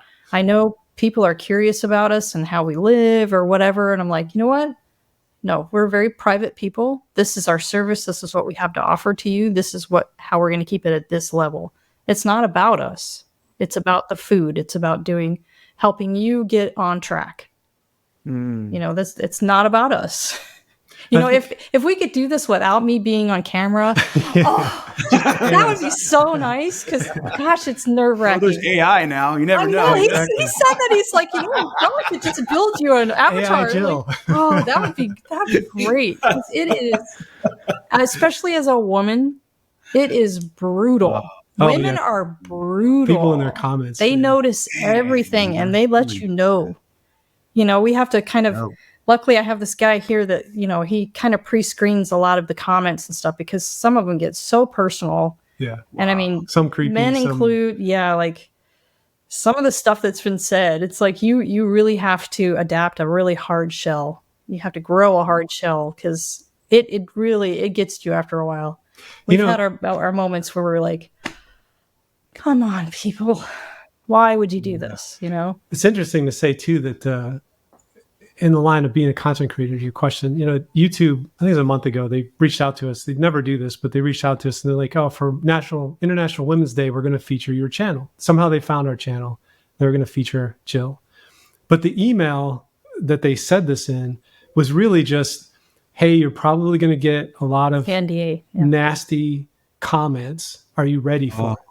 Like if we put you forward on YouTube, this was YouTube telling us, what like, you need to prepare. Normally. Like maybe you want to turn comments off your channel. Maybe you want, it's like you're going to get hammered by the trolls, which actually didn't really happen as bad as I thought it would. Yeah. But they know if you're putting content online and you have a comment box, especially on YouTube. Yeah, it's open for anyone to say anything they want. Yeah, people feel very comfortable. And they're very comfortable being anonymous, accuse you or we get we do get a lot of really positive stuff too. I was going to ask. We really do. And the stories are amazing. You've created it sounds like this wonderful community. Yes. Like you have memberships, but is there a sense of community within that? People who become members too? Not really. The platform doesn't work quite that way. They haven't adapted it to that format yet where people can kind of group together or chat between each other. And honestly, we didn't want that. We didn't want to manage people, large groups of people commenting, even if they're paying to be there, is really fraught. Like you can't tell me I can't say that. I'm going to sue you. You get into people get crazy on the internet. I don't know what it is about the internet that makes people insane. Maybe because they're anonymous, but we wanted a place where we could just directly communicate because as we didn't learn for years, 386,000 YouTube subscribers, even if they all click the bell and do all the things, YouTube does not tell them when we put out a video. It tells maybe 5,000. And the algorithm, they do a test run It first. watches how long they engage and where they click and what they do. And then it decides the next batch that it's going to notify. If you have a really good response, then they'll throw out the next batch of people. Otherwise, nobody else gets notified. If it tanks, if that doesn't get within 48 hours, it's a certain... They never save for sure. Yeah. Then no more goes out because we get letters from people saying, oh, wow, I just saw one of your videos. I haven't seen you all year. Where have you been? All year. We've been doing a weekly show for 10 years. We've been here. Wow. Why are you not getting notified? We set up the community. We met another YouTuber that kind of turned us on to that. They're like, you need to set up a place where your audience can directly connect to you that isn't controlled by social media. Because Facebook, Instagram, they all do the same thing. You have no idea who's going to see what you post. You could post up 100 times a day, and it doesn't mean anyone's going to be notified. That's crazy. I didn't know that. So we set up the community, and it's like, this is where people can contribute and be members, and we can do fun things like giveaways and stuff, but it's also a place where you'll hear directly from us. You know for sure you'll hear from us. But we didn't want to do like this is the place to come and hang out, because then you got to moderate all that. And we're so overloaded just doing, because we do everything. Like It's still anything just- whole food plant-based just us. cooking show you've ever seen was one of us. Yeah.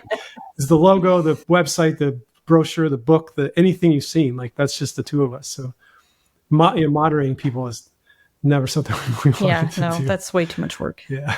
Yeah. Okay. So I'm just curious, like, what's your cooking like during the week? And like, I mean, you make all sorts of interesting recipes, like comfort food. And... Yeah, I'm always, I probably have 3 or 4 recipes that I'm always working on, because sometimes, man, I get it on that first try. But most of the time it takes me 3 or 4 times of making something before I really nail the recipe down. So I've got that. I'm always working on new. So I very rarely get around to recipes that I've already made. We don't even come across days very often where I say, well, what sounds good to you tonight? It's like, well, we're having this tonight. I have to give it another try. And we're then eating this our is work.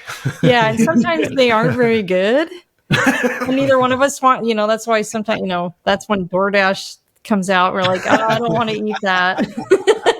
This is round We one still of have the some bad stroganoff. habits that are still, they're still there. She made her mushroom stroganoff. It was like the first 3 tries. It literally just went in the garbage. We could not eat it. I was going way too healthy with it. And it's amazing. It's like one of my favorite recipes now.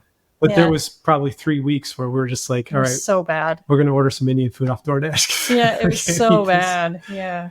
But our rhythm is weird given the show, because we tend to be eating what she's working on, and we'll eat the same thing, for a couple weeks. Times. And then when we make the show, we're totally sick of it. We won't have it again for 2 years. when there's like the cake, we had chocolate cake for 3 weeks, like every day. She keeps making the cake. It's like, well, I don't want to throw it away. But I am so sick of this now. And we actually eat, strangely now, we eat very, very simply. So like I batch cook sweet potatoes in the Instant Pot. I mean, it's as easy as just put them in there and steam them, And a big pot of beans. We always have beans. And I do oat groats and buckwheat groats, a cup each and 4 cups of water in the Instant Pot. And we stack it all in the refrigerator. And it's like, that's probably 2 of our meals a day. And then you thin out some hummus. Yeah, you that's thin out some true. hummus. We make hummus, or I always have some kind of, bread product, that one of my different recipes, we always have something like that too. That's the staple things, We put a tower garden in our house as an experiment. It's like a hydroponic. Yeah, garden. sure.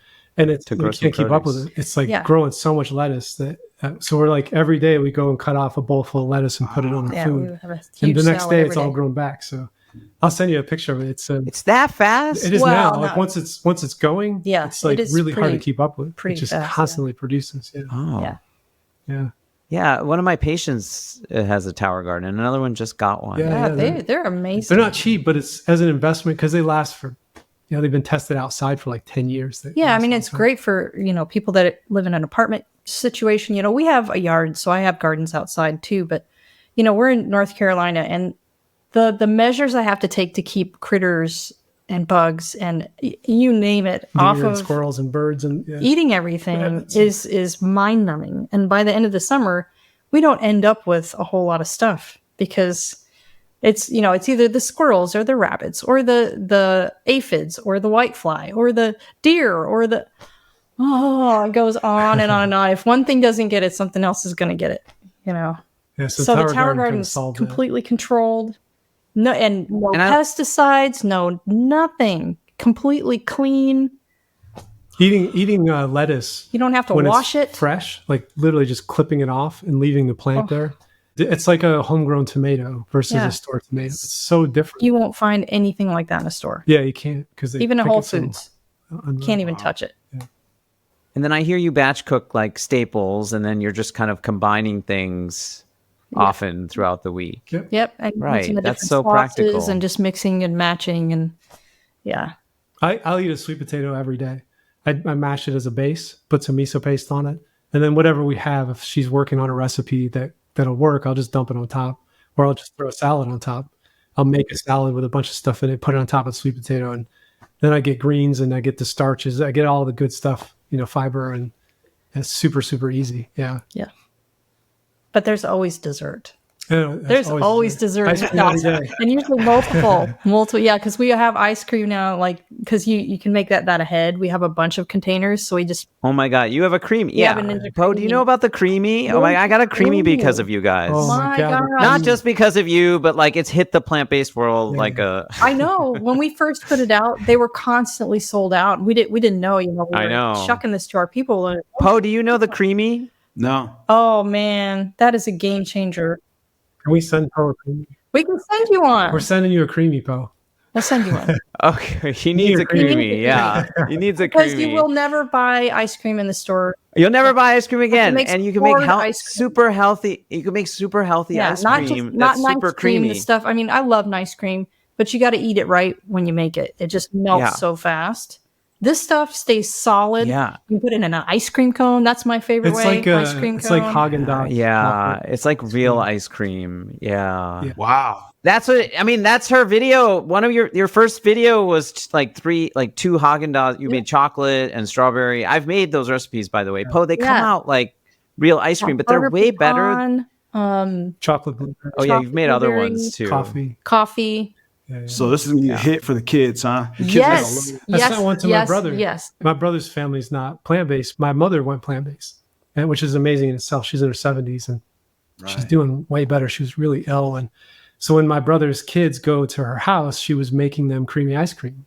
I think we sent her a cream. No, she was making nice Yeah. cream. No, Oh, she's okay, that's doing- right. By that time, she had the cream. So she was making this for them. They love ice cream, but they just eat junk food. So when they go to grandma's, they're like, "Oh, we want grandma's ice cream." And my brother had told my mom that, so I was like, "We have to send them one." So I sent them a NutriBullet and a creamy, and a link. And I was like, "Just make this. It's our new one, chocolate blueberry ice cream." And I got a picture back of his daughter with the blueberry lips, Yeah. and they absolutely love it. It's like Yeah. now they have it at home and they're making their ice Absolutely. cream. And you can, you make a bunch of containers ahead. 'Cause you Yes, can- I do They that have to now. stay in Fill the up the freezer freezer. for 24 hours before you spin it. Yeah. But so You we can make make- like you can- 4 or 5 of them, so we never run out, right? We just keep that going, Ice cream every day.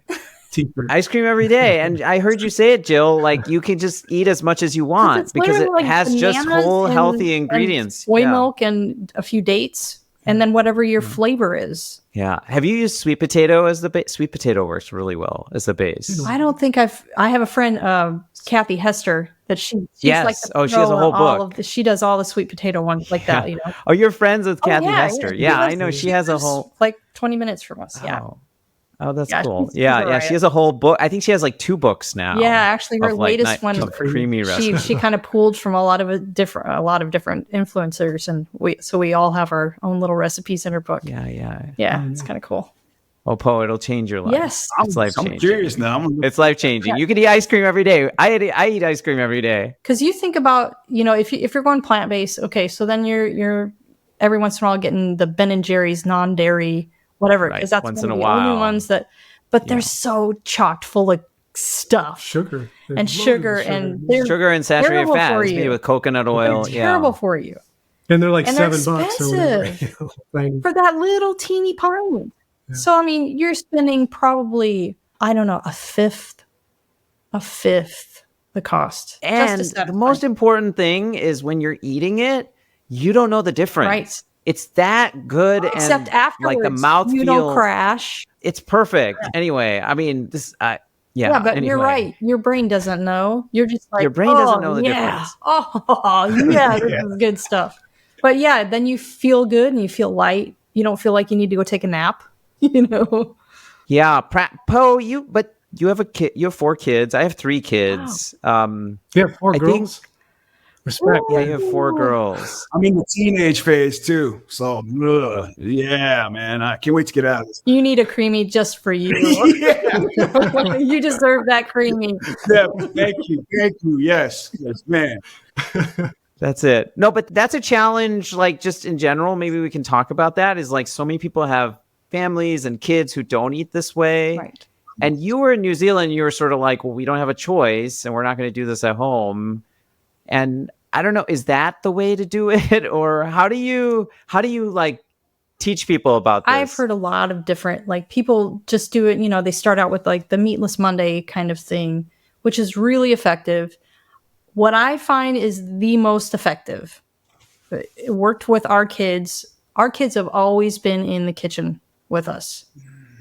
Involve them in the cooking process. Let them chew. And you have to get over yourself about the cleanliness of your kitchen. Get over it. They're a mess, but they got to learn somehow. And they catch on really quick. And they come up with some of the craziest ideas. Some of our recipes are from our kids. And I'm like, I would have never thought of putting this and this together. They are really creative. And when they are in charge, we would set aside one night each for them to cook dinner. Like, what, you're in charge, whatever, you just give me the list and I'll go to the grocery store. Starting at what age? They were probably 10 to 12. Oh, okay. Yeah, they were pretty young. But they could be in control of what we had for dinner. Hello. What did they make? Control. Yeah. Right? Were there some disasters? Oh, gosh. Oh, yeah. Plenty. But, there were with mine too. Yeah. I think they got to see the difficulty of, pleasing everyone at the table. It's not going to happen. It's not going to happen very often where everybody's happy with it. Yeah. But they felt so empowered. And I think, and it would become like a bragging right with their friends. Like, oh, you can't cook. Oh, well, I cook for my whole family once a week. Or, I came up with this recipe and now my mom's using it on the show. And, we started having them host the shows. Yeah, let them be for the recipes that they made. We had to. I broke my hand at one point, and there were 4 shows that I was like, girls, and they were like, okay. Poe, do your kids? My kids don't really cook. I mean, my kids are 12, 10, and 8, which actually is old enough to start to get them in there. But yep. They do a little bit. Yeah, I mean, they do a little bit, but they have never, they make like peanut butter jelly sandwiches. It's like, do your kids cook, Poe? Mine are 16, 14, 13, and 12, 5. So the 2 of them, the older one and the second to the youngest, they're like, they come down, make their own, their breakfast. That's great. The middle one, she's a little bit of a challenge. She's kind of like, wants somebody to do it for her. Yeah, it's different personalities, right? But they can do other things. Yeah, exactly. Yeah, she does. So but obviously the 5-year-old, she's not there yet. But I like what you're saying. I think because I do notice that what I usually will do, they'll like imitate it. Like if I'm not, they'll cook it the way I usually will cook something. Yep. They know more than you think. They are paying attention for sure. Yeah. And when you're experimenting with healthier things, or, you make it into a game, like, let's see if we can make this really healthy. Like make some, like pizza or make hot dogs. We do these carrot dogs that they're so cool. Yeah. And a lot of their, our girls' friends had them and they loved them. Have you ever had one of these, Poe? A carrot dog? It's like, you kind of, the hot dog gets like a texture. The carrot gets a texture of the hot dog, but then you like marinate it also in like a little bit of liquid smoke and tamari and some garlic and give it a little like flavor. Yeah. It's surprising. You can close your eyes. Yeah, it's like when you're chewing it, throw it like, in a bun and put some ketchup on it. What? Yeah. How does this or when you're cooking it, I remember when the kids came into the house and they're like, oh, that smells like hot dogs. I was like, it does, and it gets a sear, and then you can barbecue it, and exactly. That's so cool. That's what I love about your recipes. Yeah, Jill's pepperoni recipe is similar. She just looked at, she's like, what do they put it? Because pepperoni, if it was just meat, it would taste horrible. Yeah, it's like meat and tallow, right? So they put something in it to make it taste like pepperoni. So she looked all that up and made a pepperoni recipe, and it tastes just like pepperoni. It cuts like pepperoni. You make a roll and put it in the fridge and make pepperoni pizza. And but it's good for you, Yeah, those are the things that, like, those aspirational things. Like, you set aside the recipes. You're like, it's a little bit more challenging. I'm like, okay, this weekend I'm going to try one of those. But during the week, you do the easier staple stuff to keep everybody happy, right? And then you don't get discouraged. I have on my list one of the recipes of yours that is aspirational, which is your Chicago. I'm from Chicago. deep The dish. Chicago deep dish. It That is is so good. so And I have not made it yet because it is somewhat more involved. You dangerous. make the dough, and there's like sweet potato in the crust, But and once there's you a do lot of that part, steps. the dough is so easy. Yeah. The gotta rest like of it, the- though, when you cut it, and when I was like, "Oh my god, that looks just It is like," and your so reaction good. in that video, I was like, "She normally likes the food, but she loves Well, because I'm a this." pizza girl and Chicago style pizza. Oh loves my it. god, all that, all those layers and the gooey. There's a Okay. moment when she's working on a recipe where we'll sit down to try it, and that was one of them. It's like Yeah. you take a bite out of it, and it's you think you Like a- know. It's like your head just explodes. Like, Like how is it? how? How can this be this good? And this is good for me. It's like I Yeah. know. And this is good for Yeah. me. I can eat 2 slices, and it's actually better for me. Yeah, because like you know, you go and have that Uno's pizza, and you probably need to go to the cardiac ward afterward. You Yeah. know, it's like Take your statins and- heart stopping stuff. You know, but that's what I was going for. I'm like, this needs to feel like the most decadent, like And the that's pepper- where your pepperoni's brain part goes of when it. you're like, what am I making for my Yeah. birthday meal? That's it. Deep dish pizza, That's right. That's right. Thin mint Or when chocolate company cookie comes cake. over, That's it. that's it. So, Poe, they have this thin mint. Thank you for saying that. They have this thin mint chocolate cookie cake, which I guess they haven't made in a few years because they never. Now I understand you don't remake recipes because you're always going on to the next one. But we make it in my house for every occasion, That every is birthday amazing. now. In fact, you said, they have this new chocolate cake recipe, this like Swedish chocolate cake. Yeah, And I that's good. told my family, there's this new cake recipe they recommended when we spoke last week. And we have this democratic system in my house, and they all overruled, and they said, no, my daughter said, we're not making something new. Oh, but this Like, we're one's not gonna so much risk- easier, but you'll get I know. all the I enjoyment. watched it, and I So was like, much this is so easier. easy. They're So like, "Dad, easy, don't but break anyway. what's not or don't fix what's not broken." But I'm gonna make it. No, but they're like, you can make it, but not for. Yeah, exactly. Don't break it right on your birthday. Yeah. So That's awesome. you got to make that for breakfast cake. That's awesome. That'll get it. Oh yeah. Start off your I mean, morning. it's super. breakfast It's cake. super because it's kind of like because the center is kind of like pudding-ish. It's like a lava Oh, cake. It never gets like oh yeah, you describe it the as like a lava outside- cake, but yeah, a the bigger outside's version. like cake, but then when you get towards the center, it's just like gooey. It's a super simple recipe. I was surprised how easy it is. Okay, easy. yeah, I'm definitely gonna make it. I put it in very a bowl soon. and put soy milk in it to about half of the depth of the cake. So And the just soy milk soaks it up. soaks into the cake. Kind of like a tres leches cake. You know? Yes. Yes. Yeah. Yep. It's kind of like a Yeah, little it's bit got that soggy. texture. Yeah, it's kind of soggy. Like, Ah. You yeah. get a bowl of chocolate milk when you're done. It feels like it seems like it's not cooked all the way, but it's fully cooked. Yeah. So is North Carolina going to get a Jeffrey and Jill plant-based restaurant soon, or what's going That on? would man? All be this- amazing, but We had a whole plan for that. yeah, We actually, Really? we're talking about downloads, and we did this whole mind map, and it's like a teaching a center. teaching center with a kitchen, and We having. could do documentary nights, and The thing is, we don't want a restaurant. I don't want to We've work known so many 16-hour people that own days. restaurants. It's It's, like it's they're like, we don't want a restaurant. And It's the like- overhead, like the cost. The I mean, cost, especially where we live, like the cost of living is just gotten so out of control. So having a brick and mortar place is just it's unthinkable. yeah. yeah. It's just unthinkable. Not a risk. If our channel was huge, it was like like YouTube, the YouTube monies, the real monies. We can't say it will we would never do that happen. for sure. If we had some magic investor out there, hint, hint, hint, hint, you never know. You a never couple know. $1 million to drop on a. You're listening. put it in there. We'll hire a management team, and they can run the place. We were thinking our We'll vision. just eat there every day. Our vision was that you have the plate, you watch the show, and you could come to the restaurant, and the recipes from the show would be in the rest. Some of them, you could try them, and then you could learn to make them yourself. Yes. So it's like, come here. We just need the AI robot that Exactly. watches your show and then Hey! also Arm chop.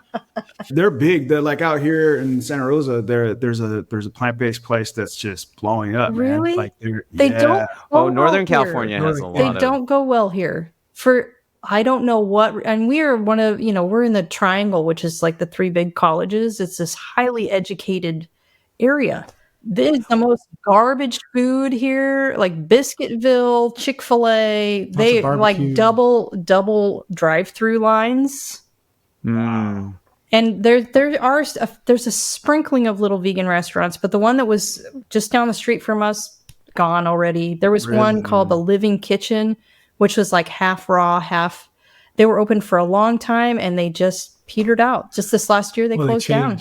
They'll start out healthy, and then eventually they're selling vegan donuts and waffles. Yeah, and, it's all just junk food. Plant-based chicken burgers and stuff. They just don't do because that's well. what people It hasn't caught on, or you people think it's want. just the demographic just not there? I don't think there's enough understand. people that want to eat healthy. this, because you have to have gone through the adaptation. Like if you serve this food in a restaurant, some people I think would get it, but you get a lot of complaint, like it's not salty enough. Yeah. They wouldn't come back. It's not. Yeah. It's not Applebee's. I mean, you can make it that way, of course. You can salt it up more, but it kind of defeats the purpose. Defeats the purpose, yeah. And then you're competing against just the marketing. Exactly. Exactly. The major companies, the big food places have major marketing, and then there is a place though. It's Whole Harvest.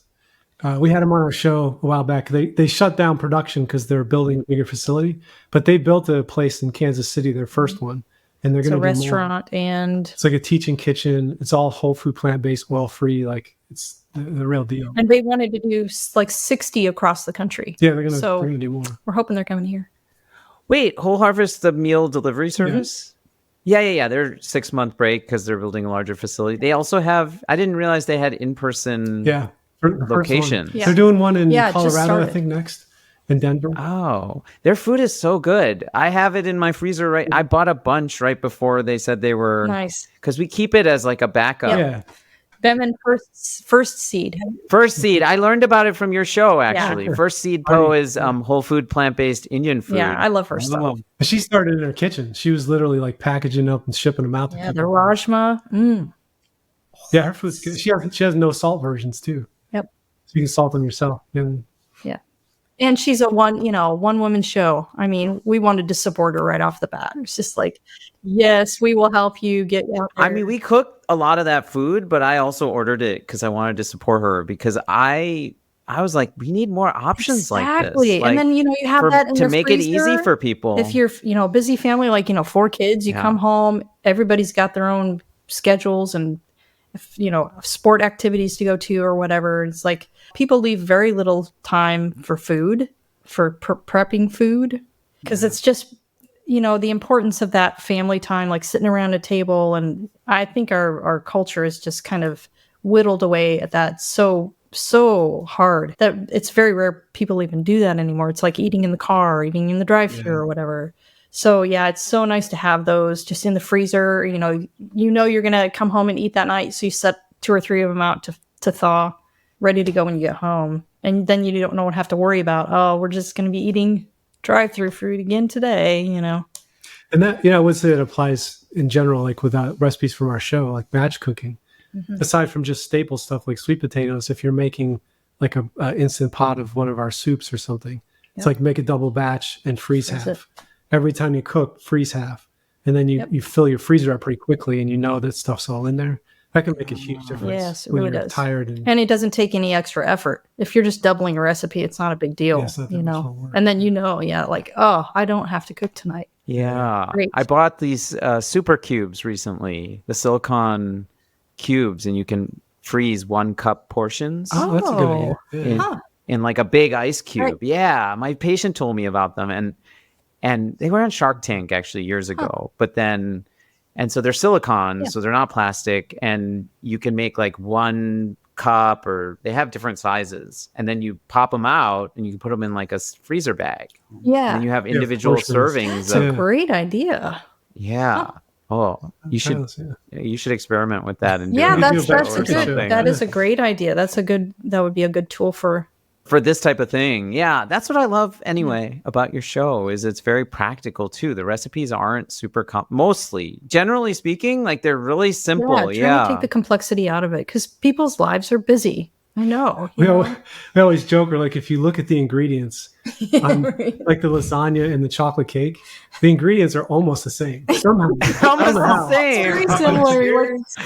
Tofu, almond flour. Yeah. One has chocolate, one doesn't. It is. I mean, if you get like, there's just like a funny. certain number of things we have in our pantry, and it's like, yeah, it has to be very versatile. But that's what makes it so great, though, is how simple it is, right? Exactly. That's the simplicity of it all. It's like, because nowadays people are like, oh, how many ingredients? And if it's like that much, that's good. If it's that long, that's not good. Yeah, exactly. That's right. Or even, when you are coming home, you're not going to go back out to the grocery store to get the ingredients that you need or whatever. So I try to make it like, well, what do most people have in their cupboard? What are the staples that they have? What can we come up with using those things so that, yeah, if you're just tired, you don't want to think about it that much. You're like, and I hear it all the time. I watched your show today and I have everything that you said in my cupboard. Yeah. I'm like, that was it. Because I made something last week That's right. I'm like, keep that around. I know this, one ingredient, like people struggle with psyllium husk. Yeah. And once you get one container of it, you're then you kind have of a good lot to of go it. for life, because it goes a long way. But I have like 4 or 5 different recipes that use it, and there's really no alternative to it. But they're like, oh, I don't want to buy that just for this recipe. I'm like, trust me, get it, because Don't you make a I'm gonna stretchy show cheese you. with it? Yeah, I'm going to show you many other things. You're going to need that again. Yeah. Just calm down. It'll be okay. Just buy the thing, stick it in your cupboard. Trust me. Poe, do you want to ask our question we ask all our guests? So usually at the end of our conversation, we usually ask every guest, like, if you can give, so it's the health feast. And let's say we're inviting you to our health feast. What kind of advice, life philosophy, anything that you're bringing to this sort of health feast, what would that be? I think service. Yeah, service. Like I'd say for me, it'd be maybe the perspective or a belief. Like I think everyone has things to offer in some way, and mostly we don't even know what they are ourselves. But if you seek that out, it's like, what do I have to offer? And it's going to come out of you through whatever you've learned to do. So like for me, it's doing the filming and the website and stuff. But that in itself is just technology, but it facilitates us making these recipes available. And for Jill, it was like working with the recipes and then standing in front of the camera and learning how to do that. It's like neither of us went to school for this. Yeah, right. I actually have a GED. Like I'm the least educated person you probably heard today in your life. But it's like everybody has that thing. You have something in you that the world needs. Like everyone's a part of the world, so you have a part to play. And I think it comes really from asking more than necessarily just going to school and getting a degree. It's like, what do you have in you? What are you interested in? Like, what do you feel guided to do? Or, do you take time to ask for that? Because our show 100% exists from doing that. Yep. From asking those questions when we thought we weren't going to do it anymore, or when we didn't think we had enough money to do it, or we had problems. Every time we would ask that question, and we would do something based on the answer that we felt like we got, and the show would continue in a healthy way. Right. It's been repeated over and over and over again for 10 years. Yeah. So, and now we're doing this full time. So it's kind of really felt like we've been led to do that. So Yeah. I'd say that. Yeah.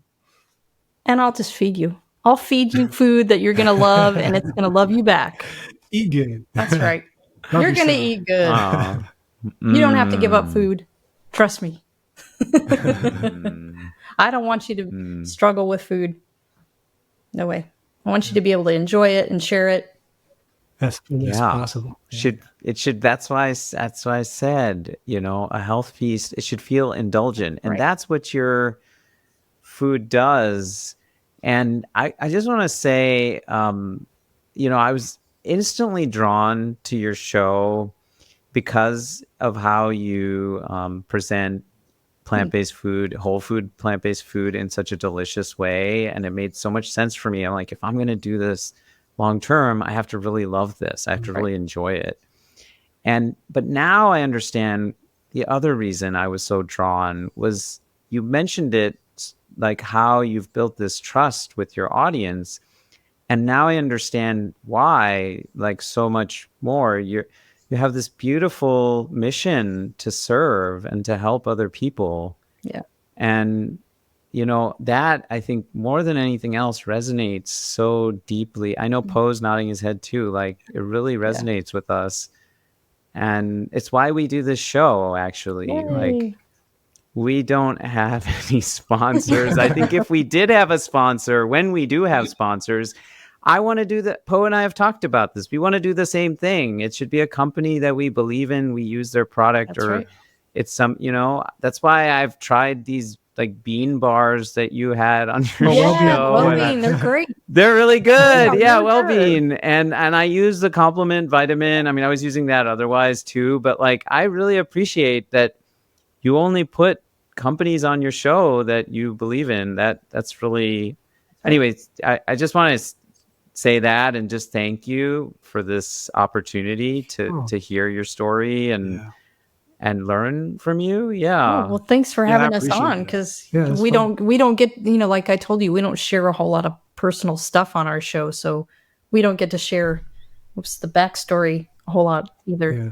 So that's really nice. No, I just want to say thank you, because like I really connected with that. Like being in service, like to me, it's like something that I think brings people together. Yep. And it just happened to be that plant-based is something that me and Rock, and that's what brought us together to kind of connect with you. Nice. Some good friends of mine are Baha'i, so I know, Oh, cool. a little bit about 100%. So it kind of makes sense.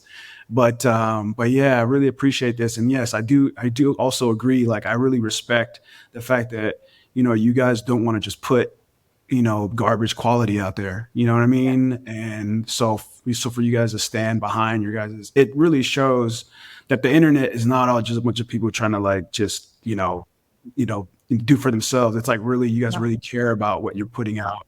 What type of energy and I think as Rock and I are going down this journey of understanding how to do this YouTube thing, it's like it really is inspiring to hear like where you guys started, and all of a sudden like now you guys are where you're at today. And I just really appreciate the time you guys spent with us today. So thank you. Great. Awesome. Thank you. Yeah, slow growth is better. Yeah. Slow growth is better. For sure. For sure. Well, and also like, I mean, I don't know how many, I tell everyone about you and your like, because I want them to keep eating this way. Absolutely. And it has to be easy to do, and it has to taste good. Right. And I know. That's I'm not going to eat food that's not going to taste good. Why? I mean, that's like the most pleasure in my day. It's like when I'm eating breakfast, I'm thinking about lunch already. Like, what amazing food am I going to get to eat for lunch?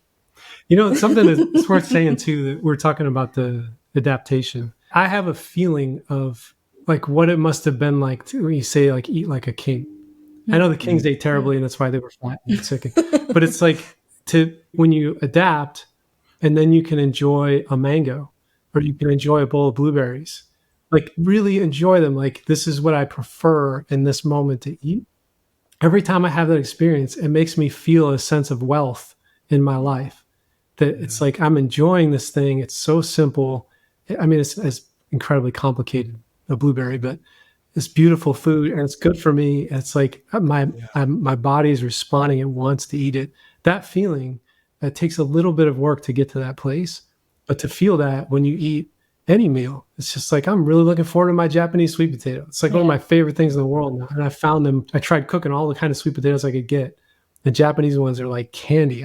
They're so good. Okay, so those are the ones that are the best base for the creamy recipe. Yes. Japanese? The Japanese ones. Yeah, I'm telling you from experience. Okay. Yeah. They make such a good chocolate ice cream. Yeah. Like, amazing. Might have to do that. Yeah, it's almost I full on see this summer, coming. so it's time for more new ice cream recipes. So okay, and if folks want to find you, we'll put your links in our show notes, of course, in our description. But you're at the Whole Food Plant-Based Cooking Show.com. Just plant-based cooking. Or plant-based cooking show.com. We thought it was too long to do the whole thing. That's right. And it's funny, our name, we were the Nutritarian Cooking Show. And nothing against Dr. Fuhrman, but he trademarked the word. And we didn't know that. So we got a letter from his lawyer, and he's like, "Hey, you're using Dr. Fuhrman's word, and you got to get his permission." And we just kind of were like, "Hey, we don't want anything. We don't want to be beholden to anyone. So we're going to change our name." So it was actually just my background in web development. I looked at the SEO terms, and it was whole food plant-based.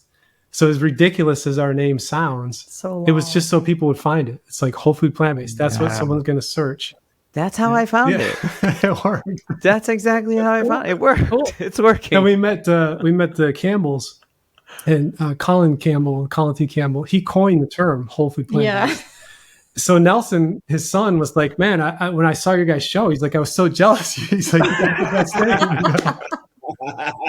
He just did trademark it, so we're good. Right. So I just before we go, I forgot to ask this actually in our interview, but I want to get it before you guys leave. Is like, what's next? Like, what's the vision? I mean, unless That's you a good guys don't want to question. share, it's kind of like off limits, or are you guys open to like That is a good- well, it used to be the teaching center. It was for a long time. We thought, well, that's like kind a, of like a chain of restaurants. and that's still kind of back there. We haven't given up on that idea completely.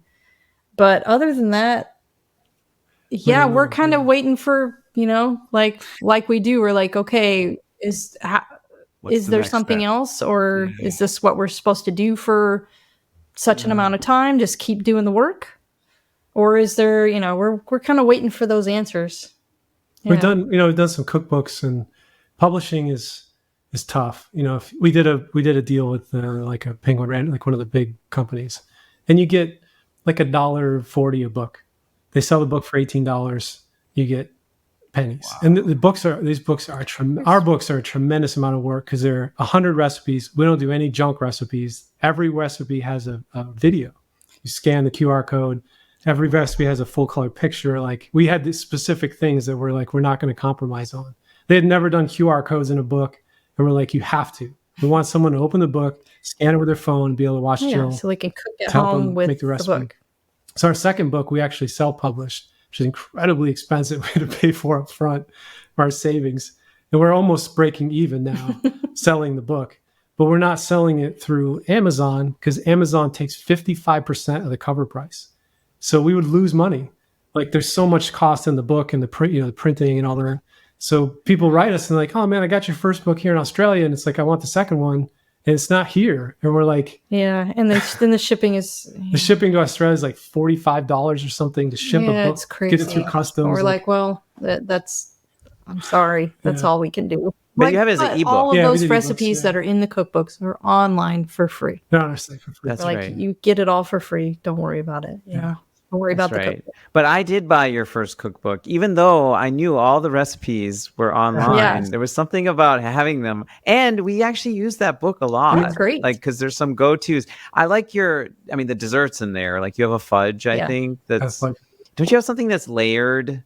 Like, it has a peanut butter layer. Well, peanut butter or chocolate peanut butter. Well, Reese's peanut butter cup fudge. Yeah. Oh yeah. Yes, Oh yeah, yes, that's probably yes. one of my personal. I am a. Yes. I was a Reese's peanut butter cup. Yes, me too. Junkie. So this is Need this and to those things, get your fix. they're way over the top. You only need a little piece of that, and you're like, okay, wow. We'll send you guys our new book. Yeah. It's better. Yeah. We put a lot of we edited photos it, wrote are it, better, we did everything, and we took all the pictures. We put some of our artwork in there. We designed it, everything, the cover, like everything in that book we did ourselves. We really wanted it to be like our best work. So maybe we can send you. Yeah, and that printing press is hard to crank too. All right. We do a customary fist bump to the camera. Just boom. Awesome. Appreciate you guys so much. Thank you all for listening. Thank you, guys. And wish you guys were closer. We would totally hang out. Yeah. Okay. Sure.